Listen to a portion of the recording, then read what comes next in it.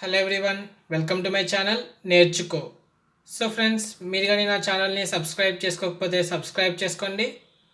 So మనం ఈ వీడియోలో ఫంక్షన్ కాల్ ఆపరేటర్ని ఎలా ఓవర్లోడ్ చేయాలనే దాని గురించి డిస్కస్ చేద్దాం.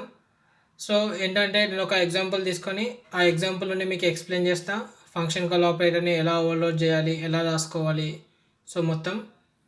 సో ఒక ఎగ్జాంపుల్ని తీసుకుంటున్నాం. Hash include IO stream using namespace std semicolon. So next main ఫంక్షన్ని రాసుకుంటున్నా. Int main curly braces return 0 semicolon. So ఇప్పుడు ఏంటంటే ఇప్పుడు ఒక క్లాస్ని క్రియేట్ చేసుకుందాం. సో మన క్లాస్ నేమ్ వచ్చేసి పాయింట్ ఇక్కడ. So class point curly braces semicolon. So నేను ఒక యాట్రిబ్యూట్స్ని తీసుకుంటున్నా, లైక్ కొన్ని యాట్రిబ్యూట్స్ తీసుకుని ఇక్కడ నేను XYZ అని. సో వాటన్నిటిని కూడా నేను ప్రైవేట్ మోడ్లో తీసుకున్నా.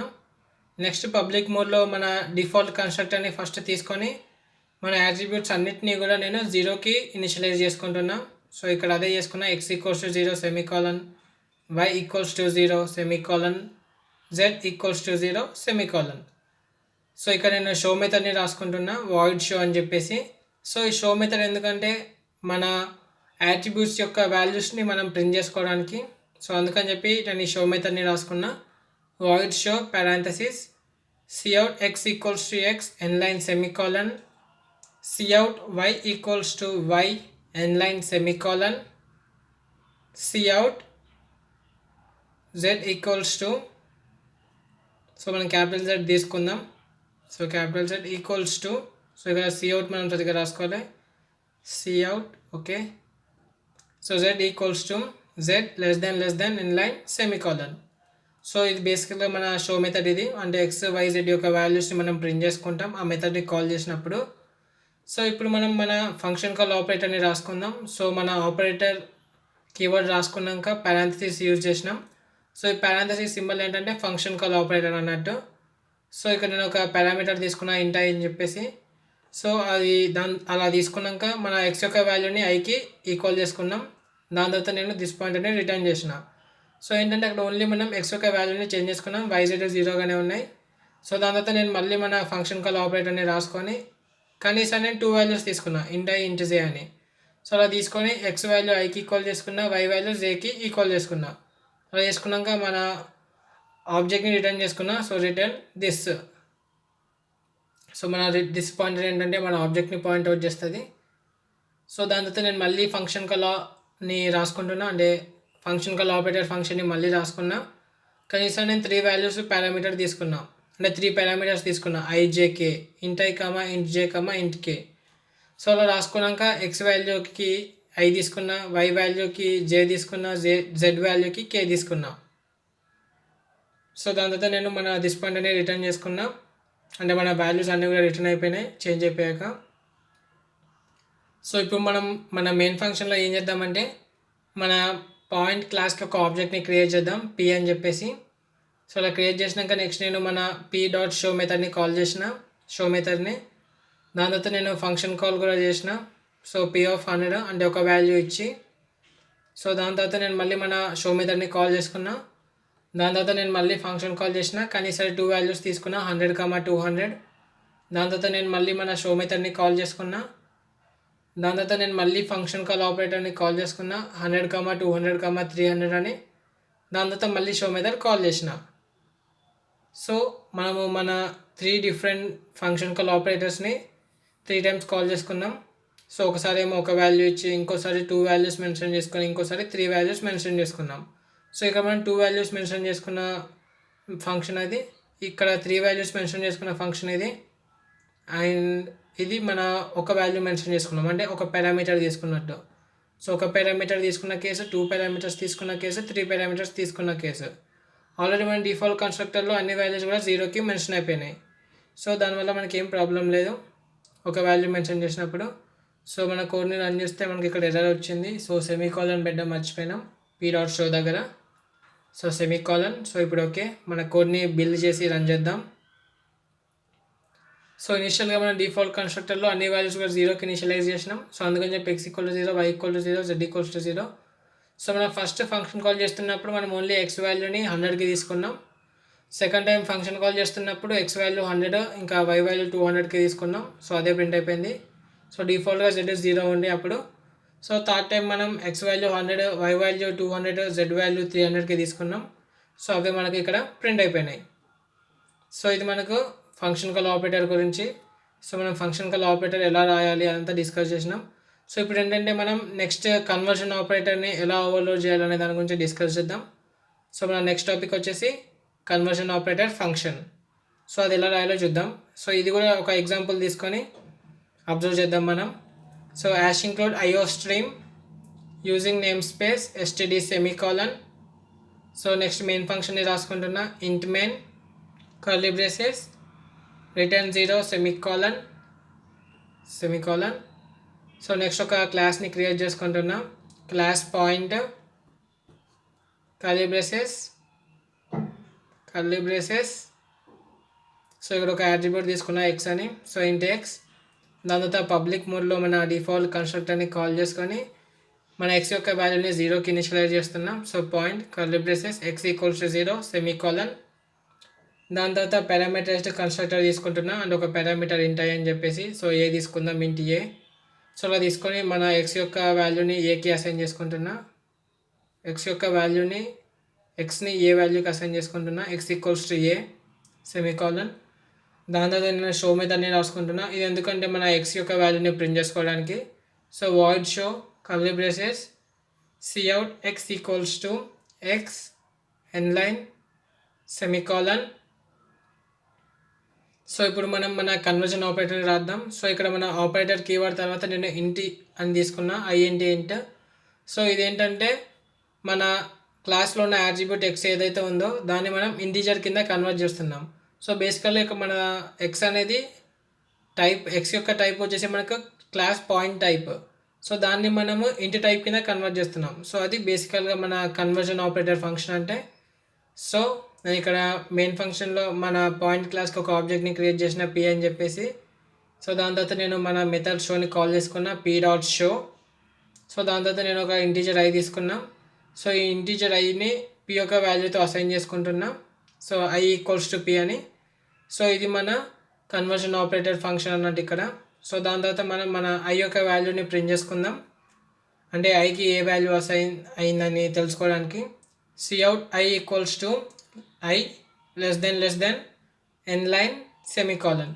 సో మన కోడ్ని ఇప్పుడు రన్ చేసుకుంటే మనకి ఎక్స్ వాల్యూ 20 ఉండే ముందు, దాని తర్వాత ఐ వాల్యూ కూడా మనకు 20 అని ప్రింట్ అయిపోయింది. ఎందుకంటే మనము కన్వర్షన్ ఇన్ ఫంక్షన్ చేసినప్పుడు మన ఆబ్జెక్ట్ ఏదైతే ఉందో అది ఇంటిజర్ కింద కన్వర్ట్ అయ్యి ఆ వాల్యూ మనకి ఐకి అసైన్ చేసుకున్నాం. సో ఇక్కడ ఎక్స్ యొక్క వాల్యూ మనం ఫస్ట్ 0 ఉండే, దాని తర్వాత ఎక్స్ యొక్క వాల్యూ మనం 20కి చేంజ్ అయింది. ఎందుకంటే మనం ఆబ్జెక్ట్ క్రియేట్ చేస్తున్నప్పుడు p(20) తీసుకున్నాం కాబట్టి. దాని తర్వాత మన కన్వర్షన్ ఆపరేటర్ ఫంక్షన్ ఏదైతే ఉందో, సో ఇక్కడ మనము ఏ టైప్కి కన్వర్ట్ చేసామంటే ఇంటీజర్ టైప్కి. సో ఇక్కడ ఇంట్ ఐ ఈక్వల్స్ టు పీ తీసుకున్నప్పుడు మన అట్రిబ్యూట్ యొక్క వాల్యూ అంటే ఎక్స్ యొక్క వాల్యూ ఐకి అసైన్ అయిపోయింది. సో ఇది బేసికల్గా కన్వర్షన్ ఆపరేటర్ ఫంక్షన్ అన్నట్టు. సో ఇప్పుడు నెక్స్ట్ మనం ఏం చేద్దామంటే, మనకు కాంప్లెక్స్ నెంబర్స్ మీద అందరికీ ఐడియా ఉంది. సో ఇప్పుడు మనం ఒక 2 కాంప్లెక్స్ నెంబర్స్ తీసుకొని దాన్ని మల్టిప్లై చేద్దాం. సో అది ఎలా చేయాలి అనే దాని గురించి డిస్కస్ చేద్దాం. సో దానికి దీనికి ఏం సంబంధం అంటే, ఇక్కడ మనము స్టార్టింగ్లో అడిషన్ ఆపరేటర్ తీసుకున్నాం. సో ఇక్కడ మనం మల్టిప్లికేషన్ ఆపరేటర్ తీసుకుంటాం. అంటే ఇది కూడా one kind of operator overloading topic అన్నట్టు. సో నేను హెడర్ ఫైల్ తీసుకున్నా, అలాగే మెయిన్ ఫంక్షన్ని రాసుకున్నా. సో నెక్స్ట్ మన క్లాస్ని క్రియేట్ చేసుకుంటున్నా. సో మన క్లాస్ పేరు వచ్చేసి complex. So class complex. So మన క్లాస్ని క్రియేట్ చేసుకున్నాం కాంప్లెక్స్ అని, కర్లీ బ్రేసెస్ సెమీకాలన్. సో దాని తర్వాత నేను 2 అట్రిబ్యూట్స్ని తీసుకున్నా. సో లైక్ ఇంట్ రియల్ అండ్ ఇంట్ ఇమాజినరీ. సో మన కాంప్లెక్స్ నెంబర్లో రియల్ నెంబర్ ఉంటుంది, ఇమాజినరీ నెంబర్ ఉంటుంది, అందుకని చెప్పి అలా తీసుకున్నా. సో నెక్స్ట్ నేను పబ్లిక్ మోడ్లో మన డిఫాల్ట్ కన్స్ట్రక్టర్ని కాల్ చేసుకున్నా కాంప్లెక్స్ అని. సో డిఫాల్ట్ కన్స్ట్రక్టర్ కాల్ చేసుకొని దాని తర్వాత నేను ఒక పారామీటరైజ్డ్ కన్స్ట్రక్టర్ తీసుకున్నా.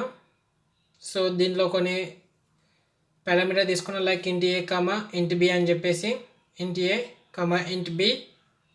సో ఆ ఏ వాల్యూస్ని బి వాల్యూస్ని నేను మన రియల్ యాట్రిబ్యూట్ ఇంకా ఇమాజినరీ యాట్రిబ్యూట్కి ఈక్వల్ చేసుకుంటా, అసైన్ చేసుకుంటా. Real equals to A semicolon, imaginary equals to be semicolon. So ఇది మన పారామీటరైజ్డ్ కన్స్ట్రక్టర్ ఇది.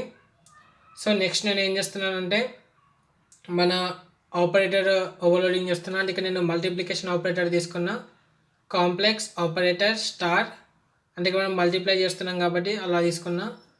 సో దాని తర్వాత నేను ఆబ్జెక్ట్ అంటే సెకండ్ ఆబ్జెక్ట్ని కన్సిడర్ చేసుకుంటున్నాం, ఎందుకంటే మనం 2 ఆబ్జెక్ట్స్ని మల్టిప్లై చేయాలి కాబట్టి. అందుకని చెప్పి నేను కాంప్లెక్స్ ఆర్హెచ్ఎస్ తీసుకున్నా. సో ఇలా మనం కాంప్లెక్స్ నెంబర్ని మల్టిప్లై చేస్తాం. సో ఏసీ అంటే real number into real number minus imaginary number into imaginary number, అది మన రియల్ అన్నట్టు.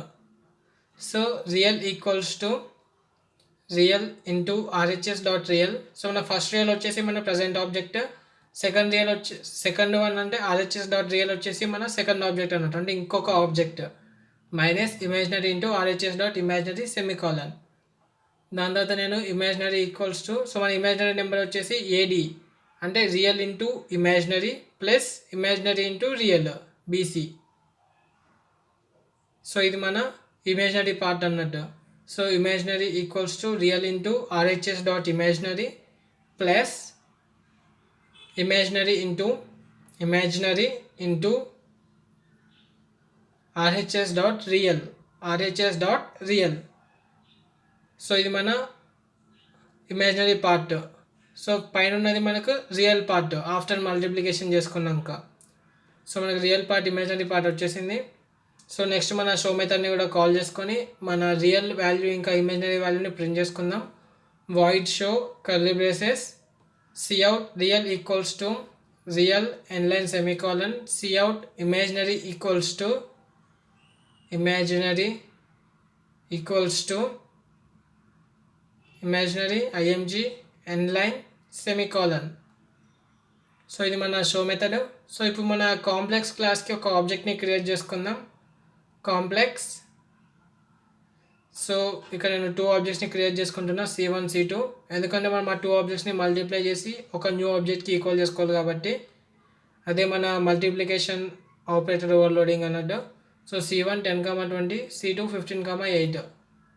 సో నేను నెక్స్ట్ ఇంకొక ఆబ్జెక్ట్ని క్రియేట్ చేసుకుంటున్నా C3 అని. So complex C3 semicolon.